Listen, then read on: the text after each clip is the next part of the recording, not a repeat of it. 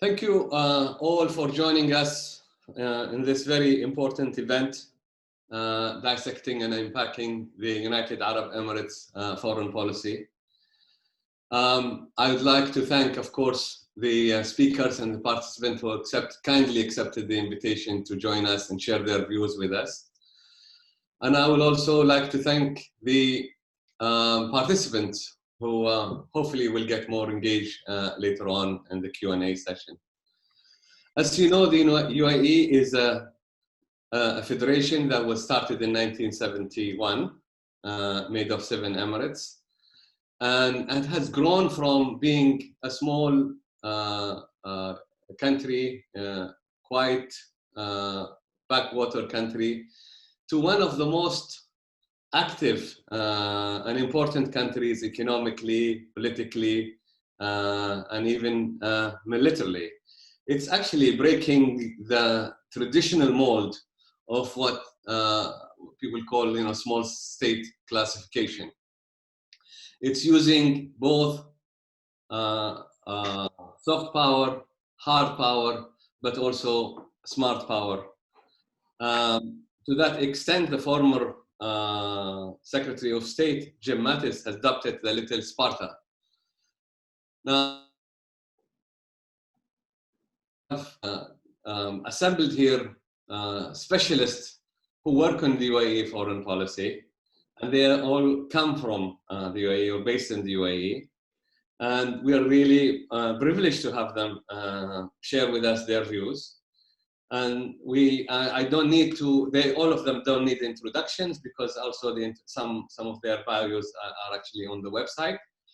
But suffice to say that we'll start with Dr. Abdul Khaliq, who's a retired political scientist, professor, and he was a senior fellow at LSE and also served as an academic, as a chairman of the Arab Social Science Council. Dr. Ibtisam is the founder and the president of the Emirates Policy Center, and she is also a professor of political science at the UAE University. And more importantly, she's also a member of the GCC State Consultative Committee, Commission for the Gulf Cooperation Council. Dr. Mohammed Baharoun is the director and co-founder of Bahouth, which is a Dubai-based independent policy research center and think tank. Dr. Mohammed Baharoun is a chair of the Department of Government and Society in the UAE University. Dr. Naranyaba Janadran is a senior research fellow in the Gulf Asian program at the Emirates Diplomatic Academy in Abu Dhabi. Najla Al-Qasimi is a seasoned diplomat who served her country as an ambassador to Sweden, Finland, and Denmark, and she also has academic and research interests. And last but not least is Dr. Khaled Al-Mazini, who's currently faculty at Zayed University, but he was a research fellow at LSE in Cambridge and was the coordinator of the Gulf Studies program at Qatar University. Thank you all for joining us. Thank you, the speakers and also the participants. As you know, just a little bit of housekeeping. If anybody wanted to ask a question, there is a sign, a hand sign that you can raise, and you can either speak and the team will unmute you, or you can post the question on the web, as it were, on the screen, and we'll be able to read it for you. Without much ado, I would like to start by asking Dr. Abdul Khaliq to give us an overview of the UAE foreign policy and its determinants. Thank you, Dr. Abdul Khaliq. Thank you very much, Dr. Abdullah. I think I'd like to thank you on behalf of all the participants and my colleagues, so they don't have to repeat this thank you and don't take time and saying this is a great opportunity to to talk to you. And of course, thank you also. I should go to Middle East Institute at the Singapore National University for organizing this very timely webinar and very timely probably topic too for discussion and conversation. And whoever came up with the title of this session, Dissecting and Unpacking UAE's Foreign Policy, must be a genius. It's a very attractive, very interesting title to unpack and to dissect. Usually you unpack bags and sandwiches, etc., but to unpack foreign policy of a country, it's really not an easy job to do. So congratulations on picking such a very attractive target for this discussion. Going from there to the topic, UAE's foreign policy and the rise of the UAE and how the UAE over the past whatever 20 years maybe and more or less has become very bold, very assertive, very active, and taking the lead regionally, Gulf-wise and Arab-wise and even global-wise to understand it and to dissect it and to unpack it. Really probably my colleagues will do it, but let me summarize it all in one word that I like to, and I keep repeating in occasions like this, and it's the M word, which stands for UAE Momentum. There is something called UAE Momentum, and this momentum is not only seen internationally and globally, but also seen domestically. There is the rise of UAE model, the rise of UAE as a trendsetter and as a regional leader. So UAE has been on the move. That is the momentum for the past 10, 20 years. It has gone from one success story to another success story, both regionally and domestically, and now globally during this COVID-19 moment. So yes, there is, to start with, there is this UAE momentum, and UAE is moving forward ever since the beginning of the 21st century. So there is something new, and it's worth looking into. And I think if I am to dissect and try to unpack and try to deconstruct it all, I will probably come up with at least 3 different explanations. One of which you have already mentioned, but there are also 2 others to understand where this energy is coming from.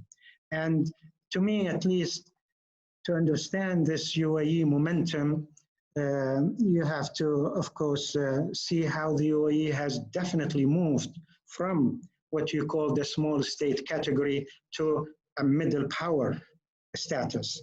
During the last 15, 20 years, the UAE, that many people know, is no longer a small state, does not behave as a small state, does not act as a small state, and it does not think as a small state.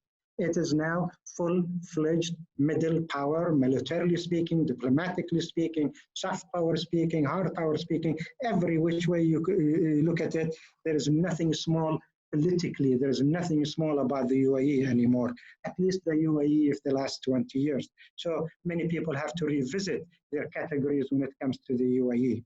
So one thing, UAE has moved from a small category to a middle power status, a very confident middle power that projects power, influence regionally with a vast network of friends all over.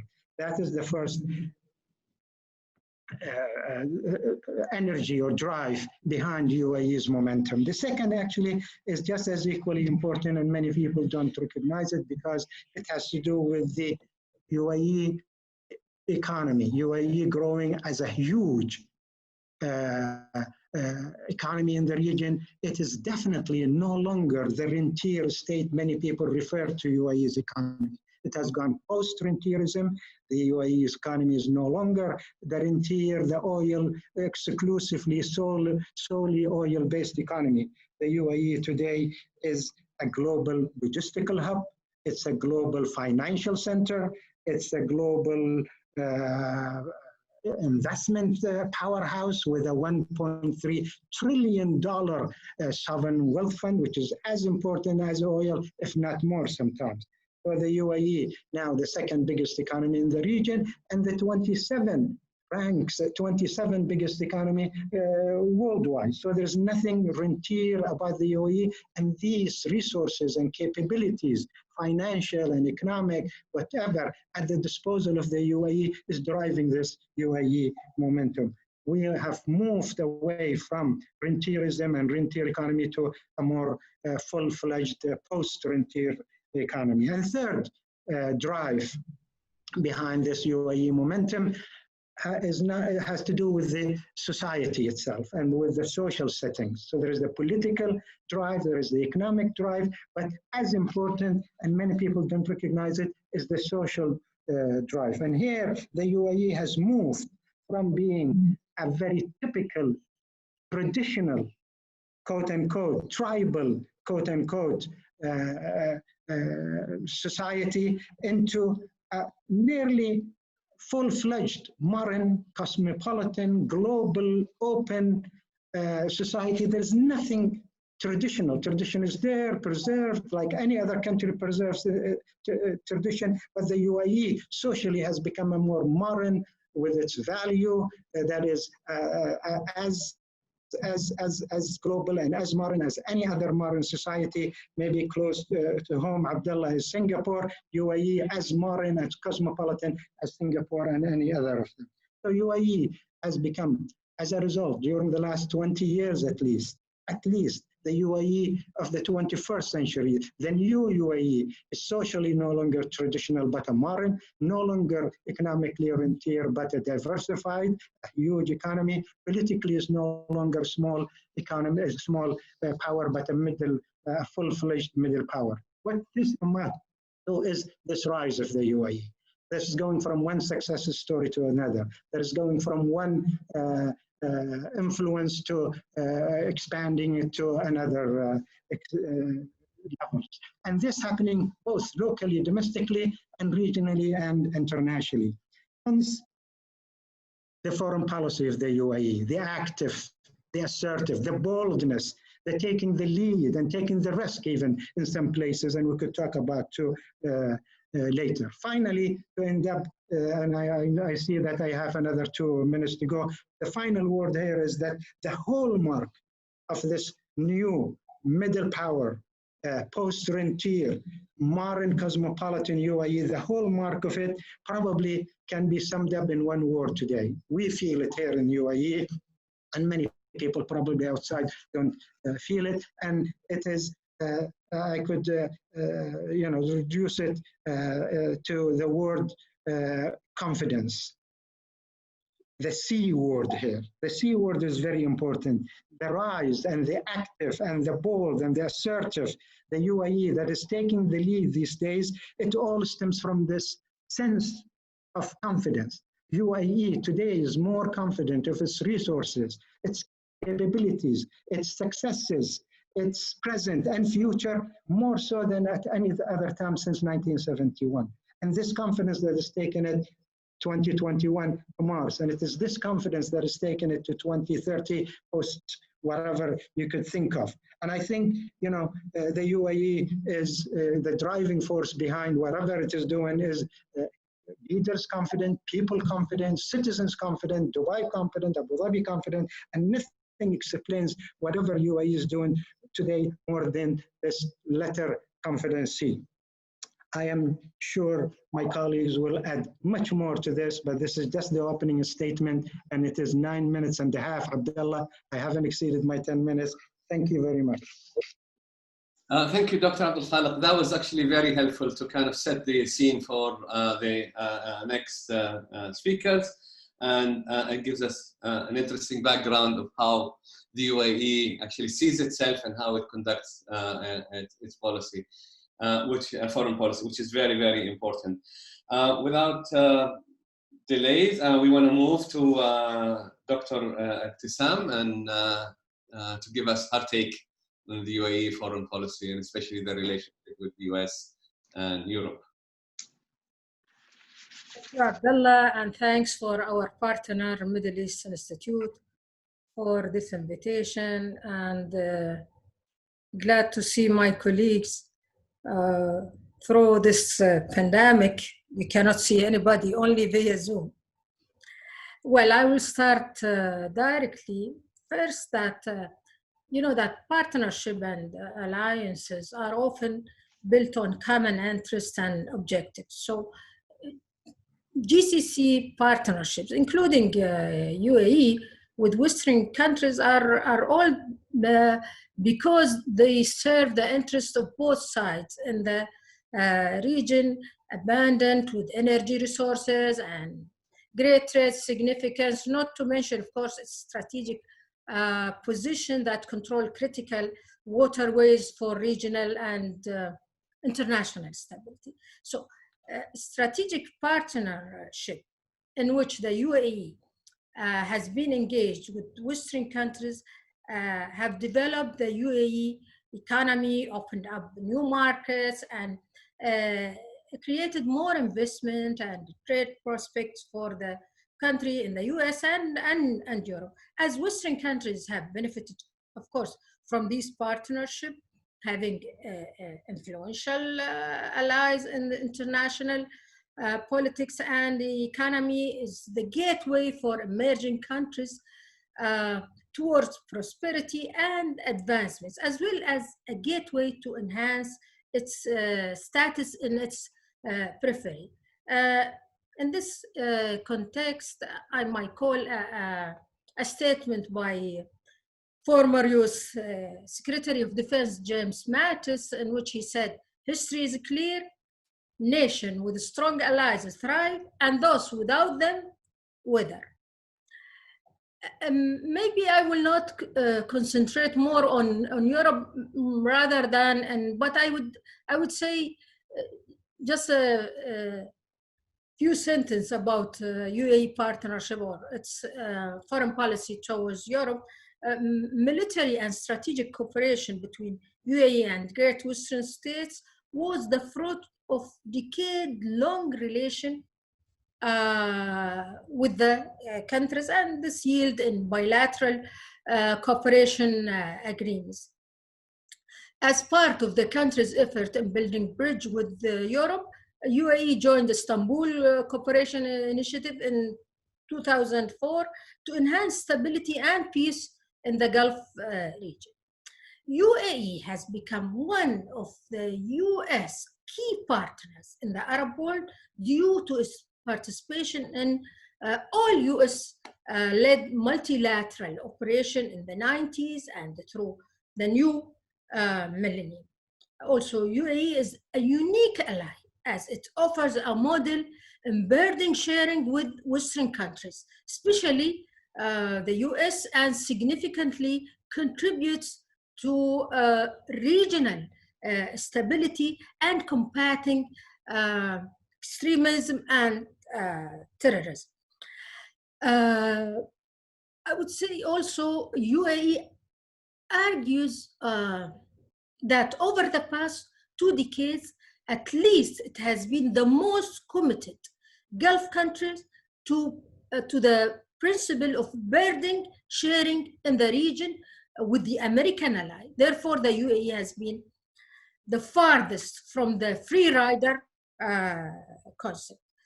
The close strategic relationship between UAE and US rests upon deep security and geostrategic dimension, which reflects the identity of UAE political system, foreign policy trends and goals, defense doctrine, and perception of own interests. They are also related to geostrategic and vital commitment and interest in the Gulf. The West in general and the US in particular are seen by UAE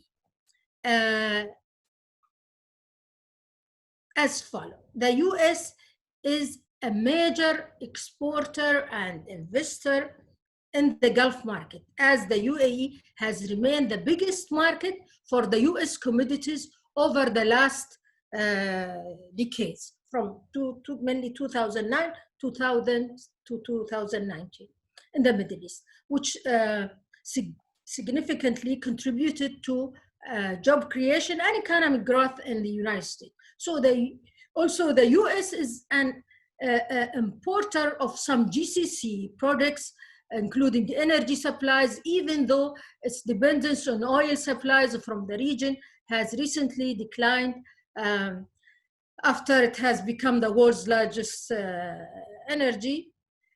Also a strategic political, militarily, and security partner, US officials maintain that the US partnership with UAE is based on several elements, notably high mutual confidence, transparency, and common values.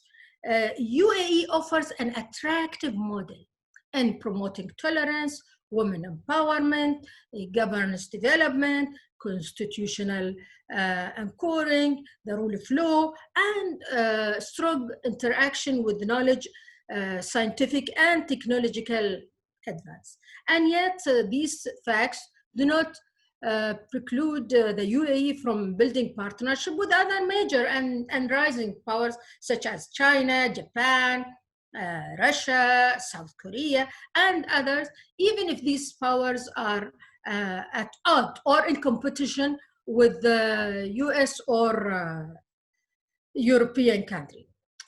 Through its strategic relationship with Western countries, UAE has tried to offer a model of a modern Arab and Muslim state that fight against both terrorism and Islamophobia. A country that has a successful development experience, which seeks to promote modernization and moderation and encounter extremism, enhance stability, and invest more in a nation state building away from politicization of religion, militarization, and ideological mobilization of society. To sum up, and not to consume all the 10 minutes, Abdullah, the partnership model between UAE on one side and US and Western countries on another, on other side can be characterized as follows. UAE sets a good example of burden sharing with the US, France, and UK at both strategic and security levels, as well as in foreign humanitarian aid. UAE also offers a model of a modern Arab and Muslim state that promotes policies of moderation, modernization, coexistent tolerance, women empowerment, and social, cultural, and religious openness to other culture, faith, and nationalities.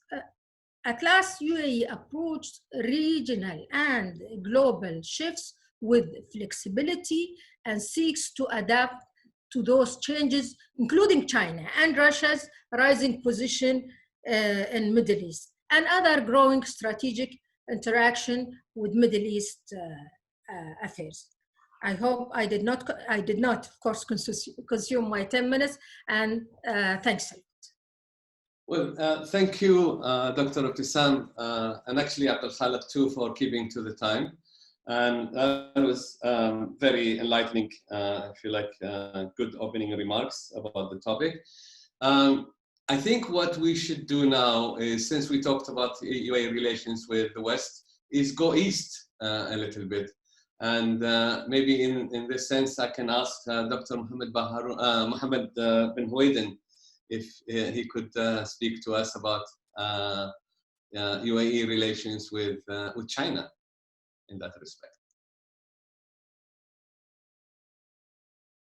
Dr. bin Huwaiden, can you unmute yourself? All right. Thank you so much. Thank you for inviting me on, and I'm really honored to be sharing my view with such a very highly caliber people, and I wish everybody the best of health during this very difficult times. In terms of, as Dr. Abdul Khaliq elaborated beautifully on the idea of the assertiveness of UAE. The UAE has really become a proactive and not reactive states in terms of its foreign policy. And with this kind of proactiveness came the assertiveness. So, and I agree with Dr. Abdul Khaliq about this, and everybody agree in the literature about the direction that the UAE is heading in its foreign policies in this time. The reason for that, and what makes the UAE shift its foreign policy from being just a reactive to a more proactive state in terms of its foreign policy, is that the UAE felt that its model of a state, its idea of a state that based on development, a state that based on respecting the nation state, a state that's based on conservative political values, a state that is based on toleration. This model, the UAE has felt that this model is being threatened nowadays by some external elements, and namely, we can say the jihadist groups, whether this is ISIS or Muslim Brotherhood or others, and the sectarianism and the pursuit of societal and social division within the nation state. And these two factors, I think, or threats that perceived by the UAE determine the UAE assertiveness and proactiveness foreign policy. And this is explained why the UAE is taking a more proactive role in countries like Yemen, in Libya, in Syria, in Bahrain, in Qatar. It is because of this kind of understanding or perspective of UAE to idea of foreign policy philosophy. Like, this kind of approach would definitely require the support from major power in the world, whether the United States, some European countries, Russia, but also China.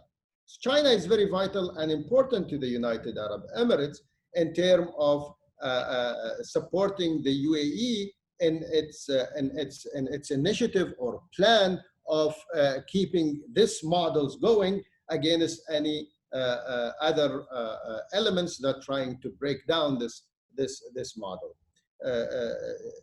China is important to the UAE because both countries share some kind of strategic interest.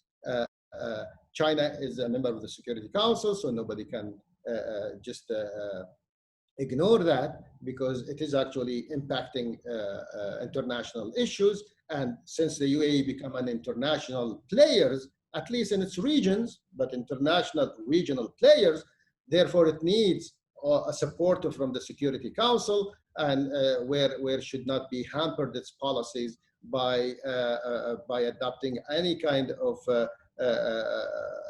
policies or resolutions that could actually affect its ambitions to be a players in these regions and achieve its goal of succeeding in achieving its plan. China also has a very good relation with Iran, and Iran is always in the eyes and under the radar of the UAE, because sectarianism is very important to the UAE. It's one of the two big pillars nowadays in UAE foreign policies: Islamic or jihadist groups and sectarian tensions, as very important to the UAE model of a state, where it approached sectarianism, it called for developments, for social cohesions. Sectarianism could actually hamper and could actually hurt the UAE model in this sense. Therefore, China relation with Iran, strong relation with Iran, because nowadays, if you think of the major countries that actually a friend of China, of Iran, you would say China is in the top actually in terms of all kind of relations with Iran. So China could have some leverages over Iran, and the state should understand this, and the UAE do understand this. And also, China share with the UAE the importance of fighting jihadist groups. Now, both countries are actually facing these terrorist groups. China is also are actually facing terrorist groups in eastern provinces in China and Xinjiang. And they know that these jihadist groups, if they flourished in the Middle East and they succeed in the Middle East, they could impact the Muslim populations in eastern China. Therefore, China is playing an important role in sharing this concern with the UAE about the spread of the extremism and jihadist group in the region. And the UAE is actually sharing this with China as well. That's why the UAE is acting proactively against these kind of elements, whether ISIS, Daesh, Al-Qaeda, or Muslim Brotherhoods in this regard. And also we can say that China has a very great, ambitious program or a plan to assert itself globally.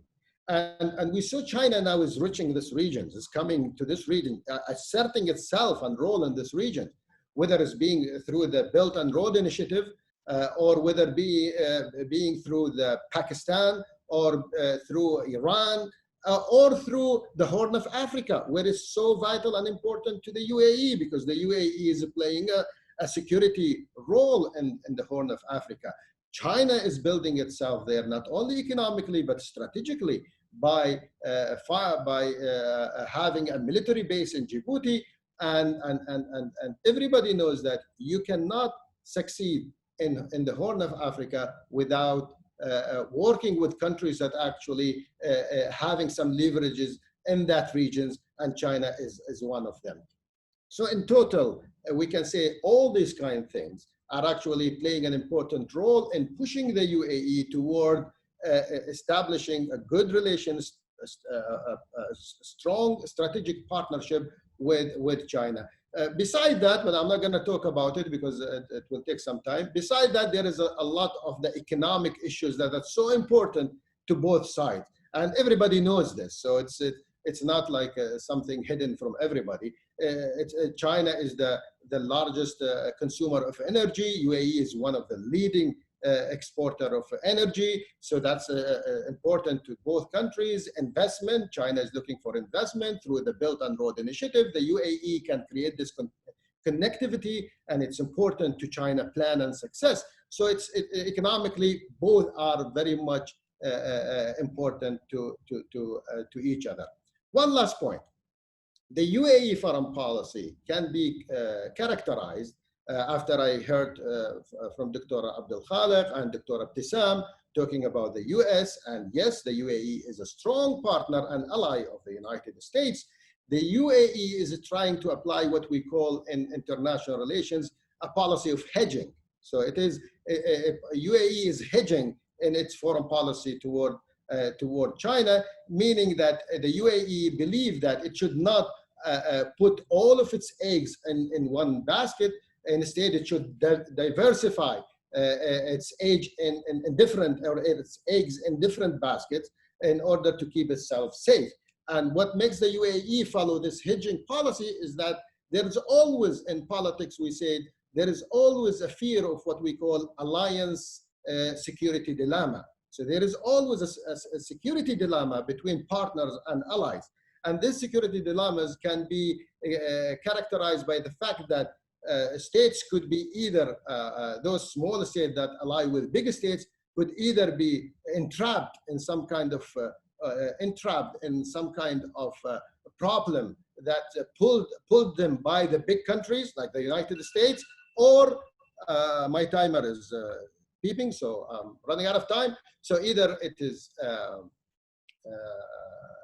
entrap them, so the United States could trap us into conflict with Iran or whatever. So that will be a great danger, or could abandon us. And this is a huge also concern about many countries in the GCC, including the UAE, that the United States, maybe its disengagement could create some kind of fear that the United States one day to abandon this region. That's why the UAE is hedging its policy, adopting this hedging foreign policies in terms of relation with China in order not to reduce the risk of getting trouble in the future. And I thank you very much, and sorry for taking maybe 1 minute more. Thank you very much. That's actually very useful, and will be interesting to in the discussions later on to see how the United Arab Emirates actually, with its hedging policy between the US and China, and given, of course, the so-called Cold War between the two now that is building up, how it will manage to do that. And I think that will come in the Q&A later on. But before we go to the region, I'd like to stay outside and look at the UAE policy again towards Asia. And maybe here I ask Nadran to talk about that, if I may. Nadran, the floor is yours. Thank you, Abdullah, and the Middle East Institute for conceiving and hosting this webinar. It is an honor to be part of a panel of Emiratis. I'm Indian head to toe, but I also wear an Emirati thinking cap. And after 3 luminaries from the UAE among 7 have spoken, 1/3 of my points are already gone. But nevertheless, let me do my best. My comments will be in 3 parts. One, I have to add a couple of points on UAE foreign policy to what has already been said. Next will be on UAE's Look East policy. And finally, I will look at UAE West Asia, which has 15 countries. So I think when we look at UAE's foreign policy, the first question we need to ask ourselves is, what drives foreign policy? The conventional textbook answer is that there are 4 P's involved: power, peace, prosperity, and principles. We can add a few more P's to that: prestige, profit, personality of a leader, and propaganda. I think UAE has enjoyed growth in many of these in the last 20 years. Several examples have already been given by speakers who spoke already. Economic growth is one factor. The changing regional environment, which has added an internal threat perception, is another factor. Change of leadership styles over the last 17, 20 years is another factor. Dr. Ittizam talked about the domestic socio-economic successes. Yes, that's a factor. But I think one of the key factors is a concerted effort at linking the economic, the diplomatic, and the security dynamics. Bringing those 3 together to make it a comprehensive foreign policy has been the biggest change in UAE's foreign policy in the last 15 years or so. And Dr. Abdul Khalik spoke about a newfound belief in itself, the confidence factor. I call it the spirit of possibility. So how have these impacted the UAE's foreign policy? Again, Dr. Abdul Khalik spoke about the change from reactive and passive to become proactive and assertive. I think there's also the shift from ideology-based approach to issue-based approach, which was evident in the nuances, in the nuanced strategic shifts that the UAE made within Asia. Then there is the example of from seeking mediation on its islands issue, for example, to becoming mediators in Africa, from being a security recipient or housing foreign bases to becoming a security provider in Yemen and setting up bases in the Horn of Africa, among others, from voting for others to host international events, to seeking votes to host international events and headquarters like Hirina and Dubai Expo. All these have meant, again, we've heard of the UAE being referred to as the little Sparta, but I think a more appropriate word, again, would be something along the smart power lines, which is what Emirati intellectual Sultan Al-Qasimi referred to as Athens of the Arab world, which is basically a middle power, smart power, combination of hard and soft power. I think all these changes that we talked about can be categorized under the banners of niche diplomacy and nation branding. That takes me to the second element of my talk, which is UAE's Look East policy. Again, here for me, the real shift in the UAE's foreign policy over the last 20 years has been its Look East policy. While Dr. Mohammed bin Uae mentioned that primarily it is rooted in economic complementarity amid the center of gravity of economic power shifting from west to east. It has increasingly assumed a strategic hue, both in the economic and in the security dimensions. Economy-wise, nearly 70% of the expatriate population in the UAE is Asian. China, India, Japan, and South Korea are among the UAE's biggest trade partners. And this will only intensify in the years ahead with the advent of the fourth industrial revolution, which Asia is championing. The rise of Asia has also signaled to the UAE that modernization is not linked to westernization alone. It could also be Easternization. It could be Asianization. South Korea building the UAE nuclear power plants is a good example. Now most of UAE's space collaboration is with Asia. So at the strategic level, the UAE's Look East policy also signals, as has been mentioned, the failure of several international actors, the United States, Egypt, Jordan. It has signaled that the world's problems can't be solved by one or few. It has signaled that regional problems require regional solutions. And it has also signaled that along with economic diversification, we also need to have foreign policy diversification. Dr. Mohammed bin Uae referred to strategic hedging. There's also other concepts which explain this, which is omni-balancing, multi-vector partnership. And the logic, as he mentioned, is that all eggs must not be in one basket anymore. And this leads me to the last part of my talk, which is about UAE and West Asia, which has 15 countries, and which I would like to broadly divide into 3 Hollywood-style categories, the good, the bad, and the ugly. Most of these 15 countries in South Asia, Central Asia, Southwest Asia, which the UAE categorizes as West Asia, are good. Afghanistan can be categorized under bad because it's been problematic for the UAE in a sense. It has invested a great deal financially, diplomatically, has been a major donor, is the only Arab country to send special forces to train Afghan soldiers, has paid through the life of an ambassador in 2017, and it has also hosted the Taliban US peace talks. Finally, Iran and Turkey fall in the ugly category. I'll come to that in a bit, but let's talk about the good.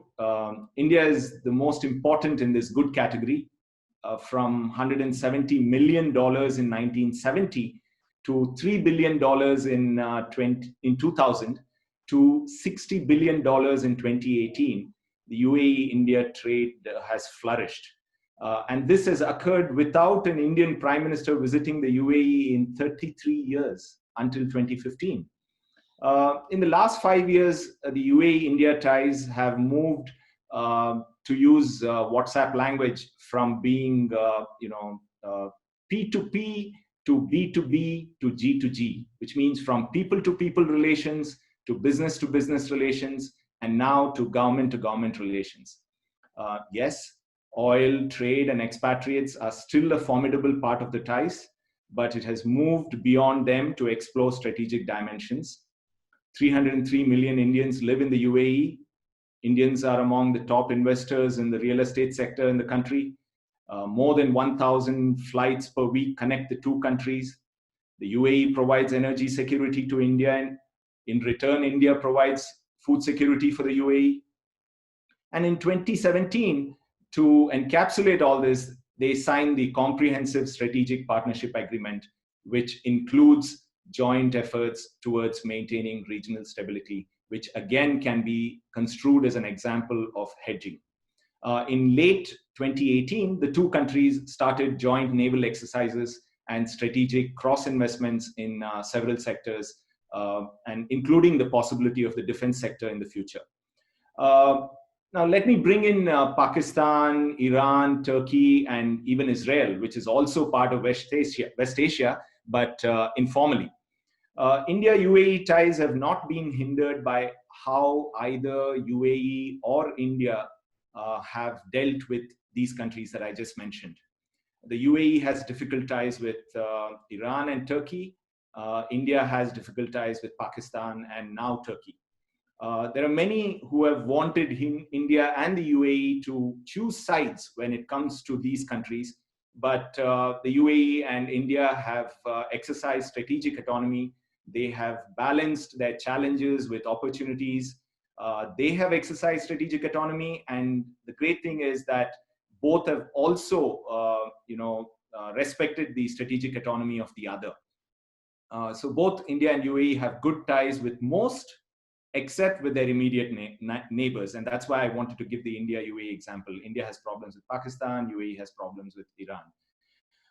But the UAE's recent approach to Iran and Israel, along with Yemen and Syria, which I'm sure will be the topic of discussion in a couple of minutes, suggests that UAE's foreign policy is indeed flexible, it's non-ideological, it's diverse, it's strategic, and all this is basically envisioned to portray itself and position itself as a smart middle power. UAE-Iran ties today are neither as good as they were between 2007 and 2011, nor are they as bad as they were between 2011 and 2019.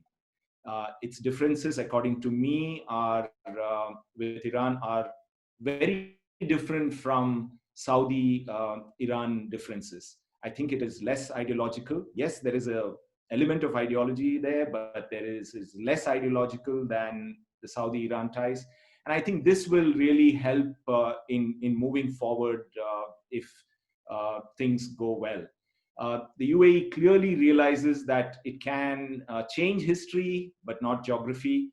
It can change friends, but not neighbors.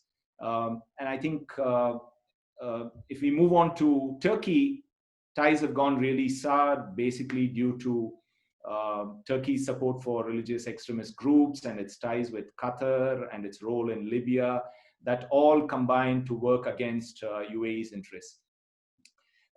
Finally, moving forward, I think it will be very interesting to watch how Uae Asia relations shape up, because as Dr. Mohammed bin Ubaidin mentioned, most of Asia, not just China, but all the countries that I mentioned, are key trade partners of countries on either side of the Gulf, which also make them potential agents of peace. And Asian countries are also potential net security providers in a free post-riders world. So this augurs well for a multipolar world, the need for which the UAE has repeatedly stressed in the last few years. And just to end it all, I think for all these reasons, a tagline I saw on the highway many years ago aptly describes the UAE. It is not the center of the Arab world, but the Arab center of the world. Thank you. Thank you very much. That actually is very interesting, and I'll take that sign, and if you have a picture of it, please send it to me. Very interesting to see that. And also it relates to the confidence that is being mentioned before that's taking place. We want to return a little bit to the region now, having had an overview of international UAE international relations. And I think it'll be good to move to Najla Al-Qasimi. She was an ambassador in Europe, but also she can talk a little bit about transcending us from Europe and international relations back to the region. And Najla, if you would take the floor, please. Well, thank you, Dr. Baabood, for the introduction, for inviting me to this session. And I would like also to thank the team behind this organization, who were very helpful in coordinating. And just, little bit brief why I am talking about the international organization. I think it's because my background in working with the United Nations during my work as a diplomat. I worked in Geneva as well. To speak about the UAE policy toward the international organization, I would also agree with the previous speakers who spoke about the shift that is happening on the UAE foreign policy, and that apply also at our relationship with the international organization. And if I'm going to label the previous period, I would say that it was the period of doing our homework, engaging with the international organization, being part of the organizations, learning about how to deal with these organizations.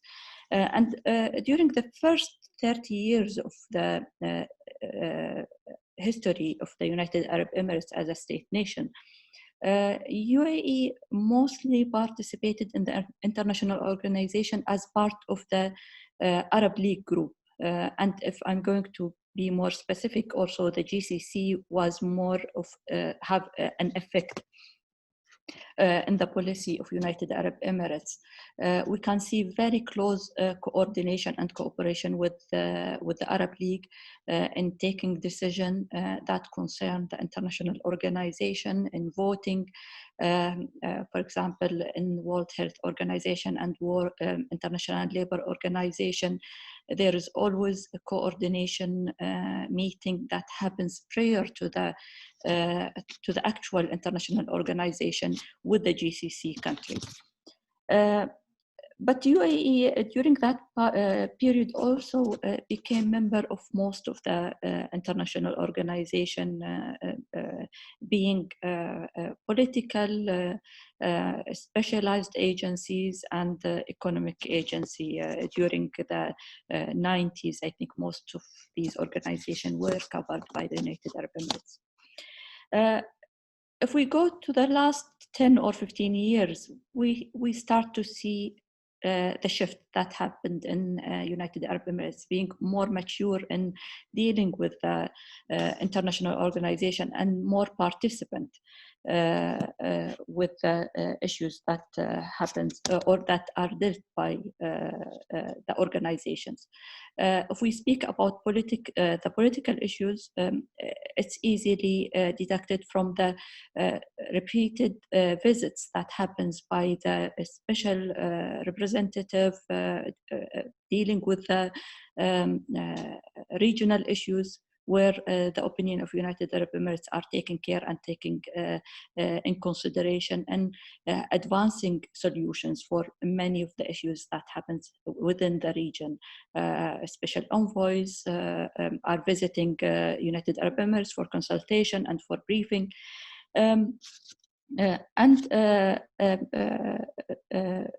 The demand for United Arab Emirates to be part of any solution that comes up related to the region is also shows the commitment that UAE is putting in toward finding a solution and finding a possible exit from current ongoing issues that the region has to deal with. If I'm going also to speak about the specialized agencies, UAE was one of the earliest countries in the Arab region that saw the advantage of being participant in these agencies. Since the 90s, late 90s, I would say, we have, for example, an office just specialized for the ITU, to follow up the development in the communication sector. WIPE was important for a very long time also for us. World Trade Organization, we became member in 96 and got 94. In comparison with other countries in the region, I would say we are one of the earliest countries that became part of this organization. And also, and the shift happens also regarding this organization where in the last 15 years, I would say we start to become more of practical or practicing the practical engagement with these organizations. Like, for example, when we offered to be a host for the environmental,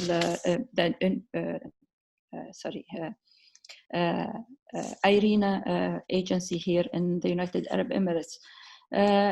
It was quite a dilemma hosting that office, being, committed to all the political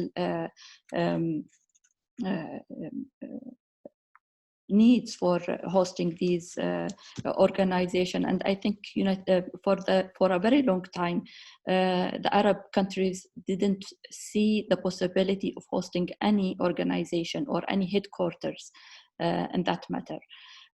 But United Arab Emirates decided that we need to break that barrier and be more engaged with the organization, not just in a sense of just a small representative office or regional office, but actually being a host for a newly established organization. The last point that I wanted also to speak about, and I will not speak very much about it because I know that Dr. Khalid will be following up with the humanitarian aid, but since it's also one of the main concerns regarding the international organization, I will mention it just briefly. And in comparison also between our previous policy and the current policy, at the beginning, United Arab Emirates looked at the humanitarian aid as a bilateral issue. We prefer to deal with this issue in a bilateral level, being more engaged with the streets of these countries where we are participating on. But the last 15 years, we can see that there is a shift also on how do we provide humanitarian aid. And we can see, for example, of course, leave aside the UNRWA issue because we always needed to have the UNRWA there to be able to actively engage with the Palestinian inside Palestine. But recently we start to see cooperation with the UNDP regarding Iraq or UNESCO regarding Iraq, the refugee issue regarding Afghanistan, the COVID issue. We participated very heavily with the World Health Organization, not in a bilateral base. UN relief became one of the main partner in many of the operation that United Arab Emirates provide relief with for Yemen, Sudan, Somalia, and we are actively participating on the OSHA operation around the world. By this point, I will end there. I hope that I didn't exceed my time. I wasn't actually counting, so hopefully I'm not. Thank you very much. Thank you very much. That's actually very useful to also look at the different dimension of the UAE foreign policy towards international regional organization. I think we're going to have the burden of talking about UAE relations within the region on our friend and colleague, Dr. Mohammed Haroon. So you have been now given the burden of explaining all UAE policy in the region, Dr. Mohammed. And that will include Yemen, Libya, Horn of Africa, Iraq, Iran. You can choose wherever you want to concentrate more. Thank you.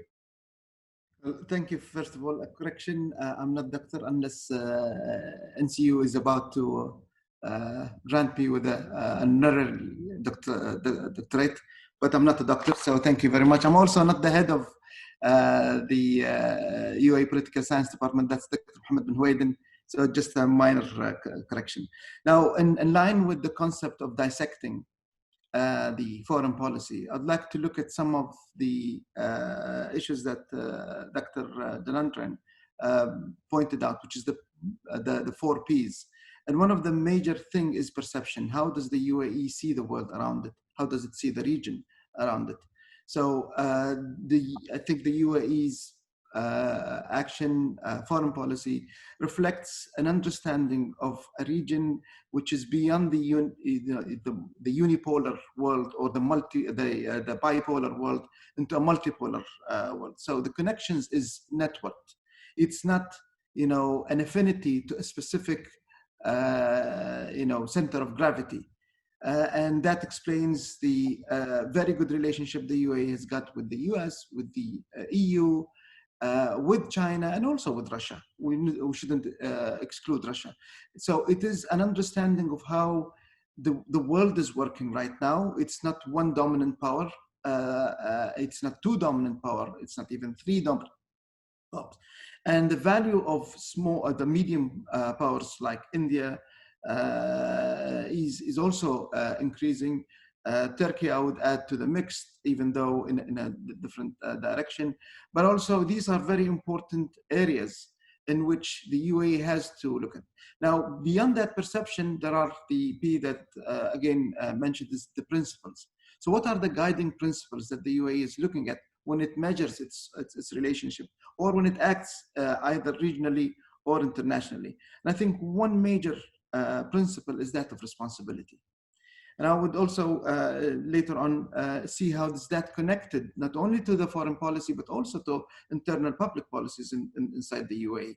So the principle of policy, the principle of responsibility, as Dr. Ibtissam mentioned, the UAE is the farthest from the idea of wagon riding. It has been very it has been participating in a number of international coalitions on the security, but also has been sharing a lot of responsibility when it comes to supporting countries like Egypt, like Sudan, like others, either financially or through investment. So we cannot look at the UAE foreign policy only through the security aspect or the security lens. We need to look at the investment lens. We need to look at the economic support, as well as the humanitarian and other aid. Another concept, which is the concept of state versus non-state. And I think this is something that Dr. Mohammed bin Huwaidin alluded to initially. The guiding principle, if you are in a network global order, is the nation state is the block of that world order.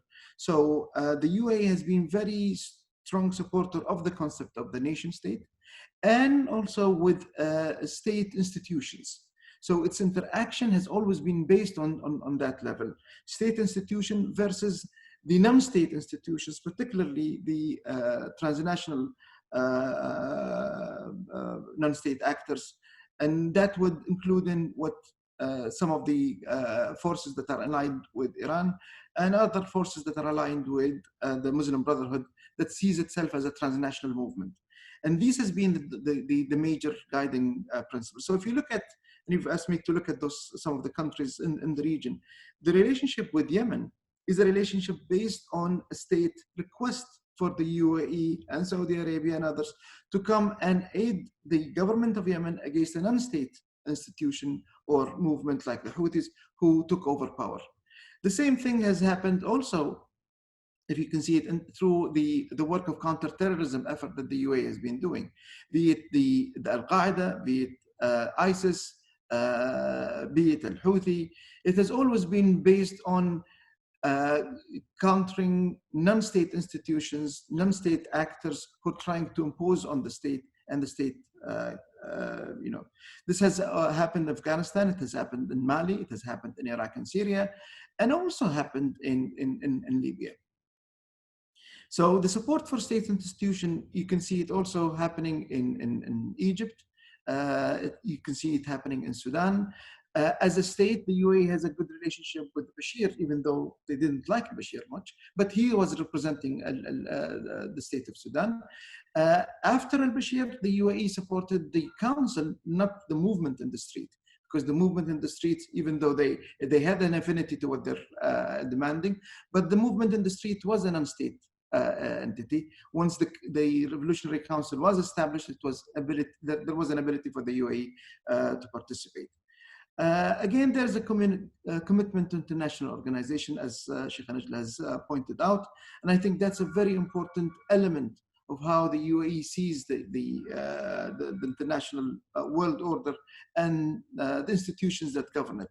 And again, the point has been made that when it comes to Iran, we engaged with Iran through international organization. We didn't take that into a security aspect or in a military confrontation.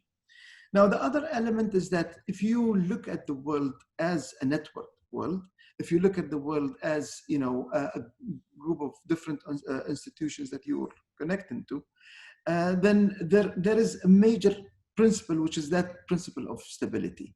Stability allows you to connect to other people. So mobility connection cannot be achieved without stability. You cannot connect, you cannot deal, be it on an investment or even providing financial support to a certain country. There is no stability. A lot of the interactions that the UAE has been doing throughout the region was based on maintaining the stability, because it wants to maintain the ability to connect.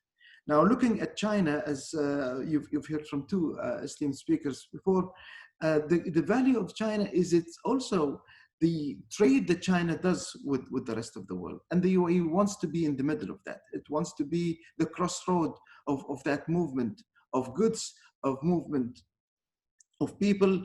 And that explains the investment internally that it has been doing in things like Dubai ports, or in Emirates Airlines, Etihad Airlines, or even Dubai Airport, and now Abu Dhabi Airport. So this important element of being capable to connect with the people and looking at the different trade corridors manifested in something like the Belt and Road Initiative is becoming very important to the UAE. And for that to operate, we will need stability. So the support for stability is becoming very important. And it goes also through other elements of investment. The UAE, for instance, has been investing in irrigation technology in Egypt to help with making Egypt an important aspect. Again, the expansion of the Suez Canal and other areas. Now, how does that coincide? How does it support what the UAE is doing internally? I think if you have a look at the UAE Vision 2021, it has globalization all over it. So there is a very important emphasis on sustainability and environment as a major element. There's a lot of emphasis on competitiveness, that means you have to measure yourself against other people in the region. So this is a very important impact. If you look at, for instance, what the UAE is doing in renewable energy, and Sheikh Najla mentioned Arena, it goes from looking at renewable energy as a way of supporting energy demands inside the UAE into investing in renewable energy projects across the world. I mean, Al-Masdar has got projects in Egypt, in Mauritania, in Afghanistan, in Morocco, in Scotland, in Spain. So this is a global outreach, but also it's manifested in hosting Arena, which is a global or an international institution that looks at renewable energy and its impact. So the UAE sees itself and its value, its prosperity as part of the prosperity of the world around it.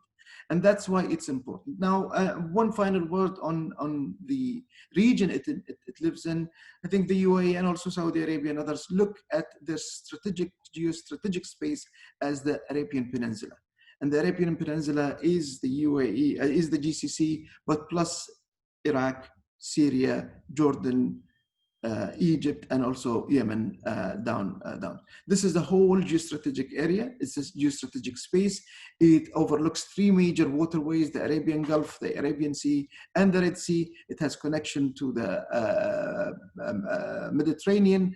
It's an important gateway for trade and energy, going across from China, from Europe all the way to China. And again, there is an investment and also expansion to Africa and South America. So it is not one partner that the UAE is involved in. It is not one entity that the UAE is involved in. I think it looks at the world and how it is developing, and try and reflect that understanding into its own foreign policy. And I think this would explain a lot of the points that has been made earlier by everyone else. And I will stop there and leave it for quick Q&A.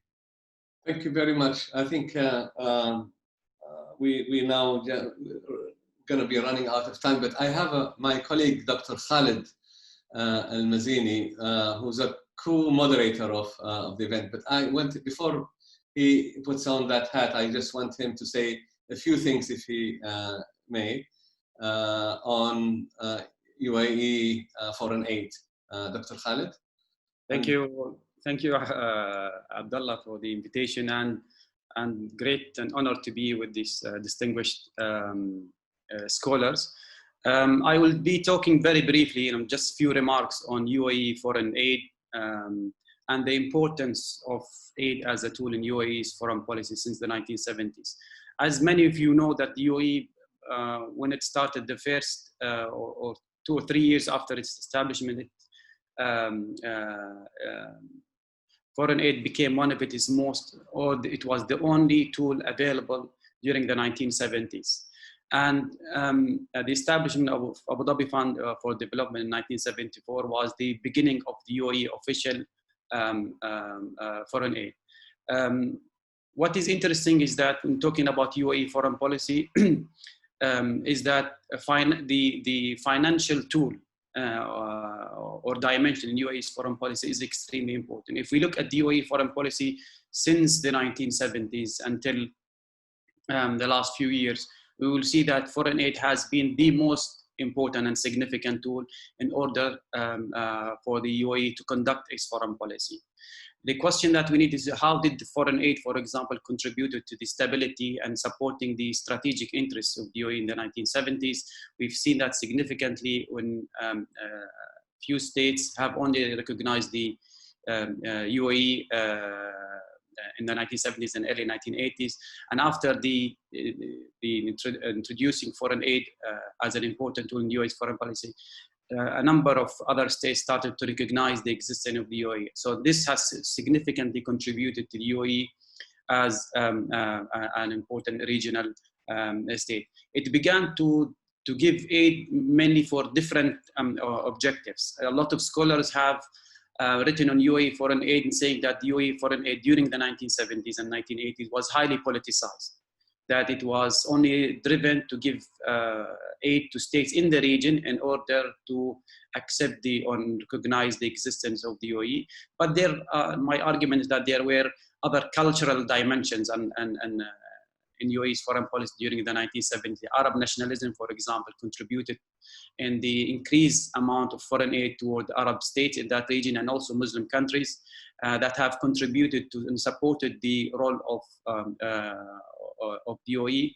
And during the 1970s, it was new. There was nothing much for the UAE can play in the region. However, aid became the tool in the conduct of UAE's foreign policy. So aid was greatly influenced by cultural dimensions in the 1970s and 1980s, despite the criticism from many scholars that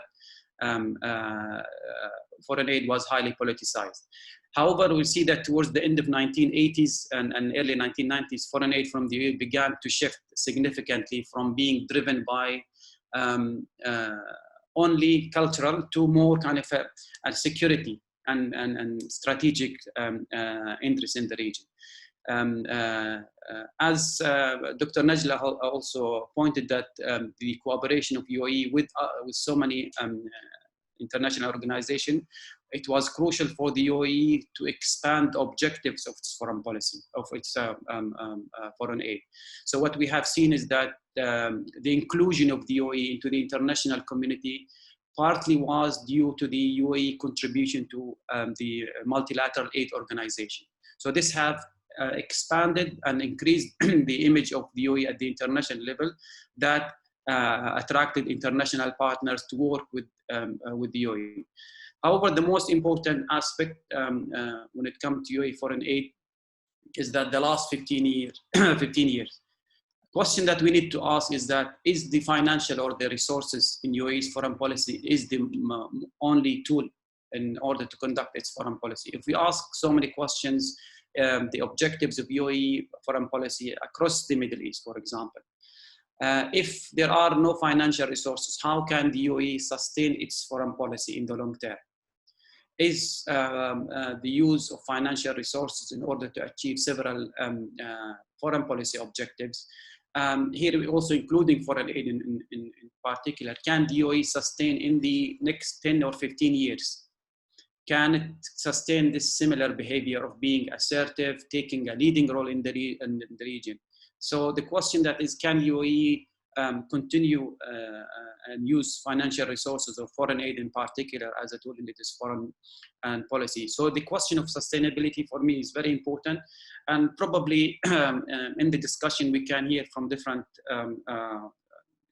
speakers the views of how the UAE foreign policy will look like, for example, in 10 years from now. You know, if oil prices decline, if there is recession because of the COVID-19 and so on, all of these implications over the economy of the UAE, we need to understand is that how would this country conduct its foreign policy? There's a lot of questions, but Abdullah, I only wanted to give kind of a very kind of brief background and few information on UAE's foreign aid.